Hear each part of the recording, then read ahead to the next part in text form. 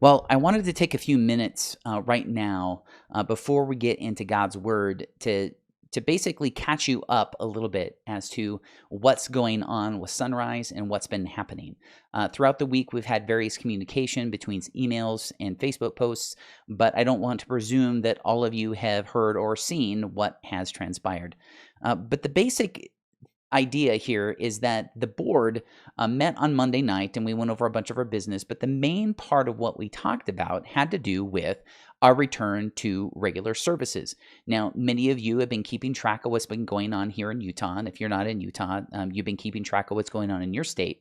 But what's been happening in Utah is that the vast majority of the state has gone to a low risk type of setting, and that was yesterday. However, that did not change for Salt Lake or West Valley City. Now, we didn't obviously know this back on Monday.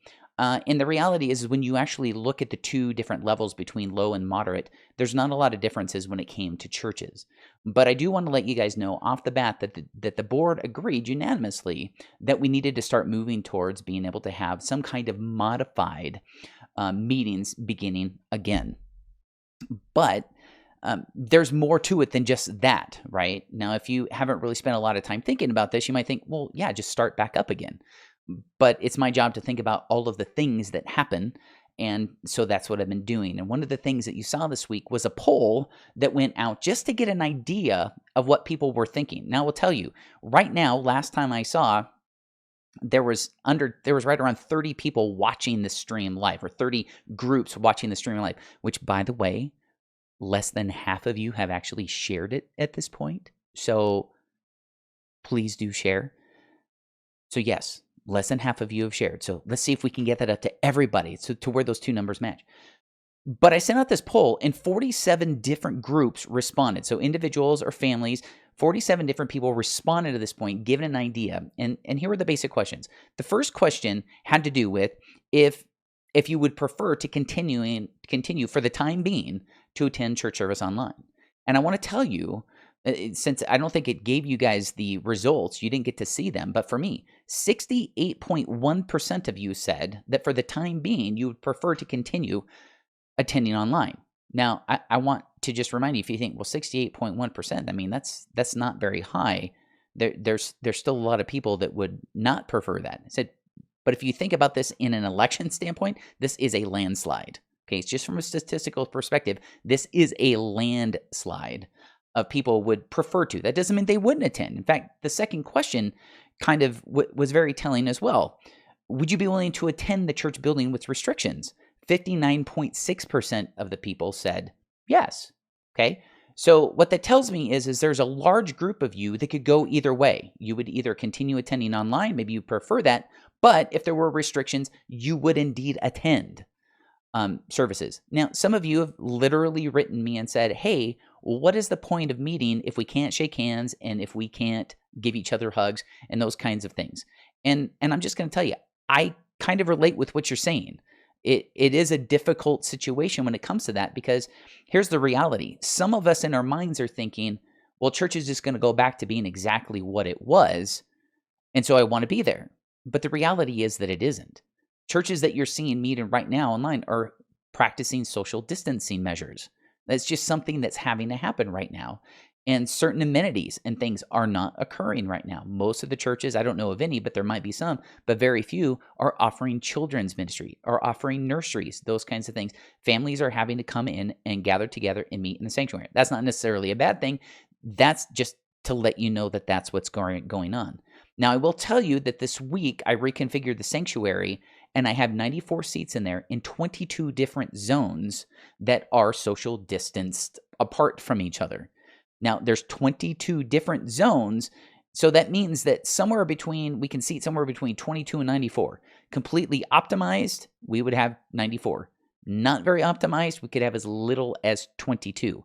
That just gives you kind of an idea of what we're dealing with there. Now, we do have some new TVs that can take casting in some of the new classrooms, so it's possible we could have some overflow if people would be okay with that. But then again, I could see people saying, well, why would I come to church just so I can sit in a room and watch it on TV? I can do that at home. And again, I understand that, but maybe some people, they want to be in the building and they at least want to see people. But the next thing is something I want you to really understand when it comes to this.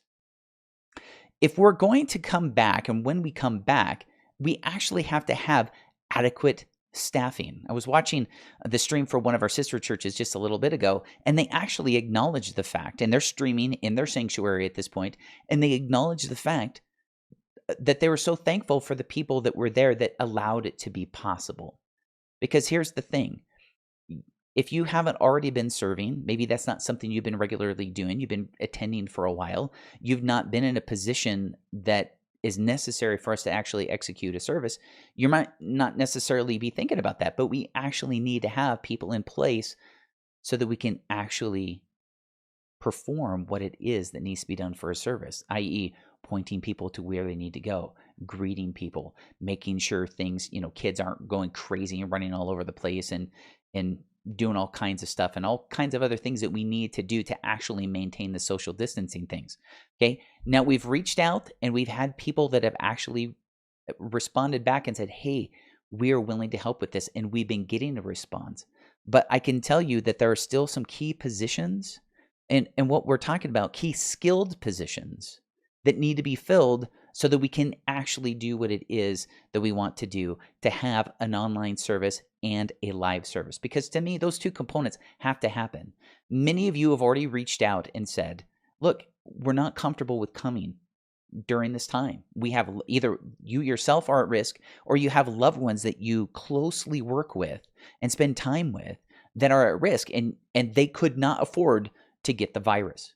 And so you've said, I'm going to continue to quarantine myself and live this way and attend online. So for me, that's something that's very important for us to be able to do, is to meet both of those needs. And right now, based on what we have as far as available personnel, we cannot execute that service that allows for both live and online. We're getting closer, but we're not quite there. So I need you guys to be prayerfully considering or just praying and also considering what role you can play, but also praying for those people, right? Because not everybody has the aptitude to do what it is that we need to have done. We need the right people to be able to fill those positions so this can actually be done. Now, to quickly answer the question, why come back? Now, there's all kinds of things out there, right? As many people as we have listening to this right now and watching, you have so many different opinions. You have so many different varied opinions. One thing I heard this week was the only reason to come back is because of money. That's the only reason why churches want to come back is money. I can tell you that is not my reasoning for this. Sunrise right now is not destitute. Sunrise right now is not ready to shutter its doors. It doesn't need people, like a small group of people, to walk in and suddenly fill the coffers, those kinds of things. God's people have been faithful to give even in the midst of this, and we are doing okay. And I'm thankful for that. I'm unbelievably thankful for that. Maybe that's some other church's reasoning for doing it. If that's the reason for doing it, and the only reason for doing it, I would say that that's a wrong reason for doing it. That's not why we're coming back together. But here's the thing. When we started this whole thing, one thing that I was getting asked is, are you doing church online out of fear? And one of the things that I told you, maybe you hadn't heard this, maybe you've forgotten it, but the reality is you could respond to fear in both ways. You could continue doing church in your building and be doing that out of fear, or you could be going online and doing it out of fear. You could be doing church in your building and not be afraid, and you could be doing church online and you could be afraid. That perspective could go any different direction. So for me, when I look at this, one of the things I have to do is I have to check my heart. What are my reasonings for doing this? And I also have to challenge you to check your hearts for why it is that you're doing it. And, I already mentioned the fact that the church is doing fine financially, but one of the things I have to ask is the only reason why you want to come back to the physical location is because you miss people? Think on that for a second. Which is fine. It's legitimate that you can. But then I want to ask you this question. Have you actually reached out to the people that you miss? Have you attempted to make connection with the people that you miss? Maybe some of you think, well, this online church stuff, it's not really church. But my response to you and my question to you would be then, what is church? What is church? Because as we talked about in weeks past, church is not a building. It is not a building. Now, one of the verses that I've heard mentioned a lot recently comes from Hebrews chapter 10, and the section I'd point you to would be verses 23 to 25. And it talks about not forsaking the assembly. And that's been used by some people to lash out at churches for being online because we're forsaking to assemble. To which I would then respond, well, what do you mean by assembling? What do you mean by assembling? Is it not possible to assemble on the telephone? Is it as ideal? No. Can you assemble in an online chat room? And my question would be, these different means that we have to assemble, have you forsaken those? Because here's the thing, keep in mind that the context of what's going on there in Hebrews chapter 10. This group is a group of Jewish Christians that's being talked to. And at the time, they were not meeting in buildings as we understand them today. They would meet anywhere and everywhere they could that was safe. Those are the places that they could meet. They had to find alternative places to meet because the culture outside of the walls where they were meeting was hostile to them, whether that be non-Jews or Jews. So they had to meet where they could meet, when they could meet. And so the challenge to them was, don't forsake the assembly of meeting together just because it's difficult, just because there's the possibility of persecution. Keep meeting together, regardless of the circumstance and situation that is around you. And that would be my challenge to each and every one of us. Whether we start meeting in a physical building in the next couple weeks or not, do not forsake the fellowship. Do not forsake the assembly of the believers where the believers are. And we're meeting on Friday nights. We're meeting on Thursday nights. We're meeting on Sunday mornings.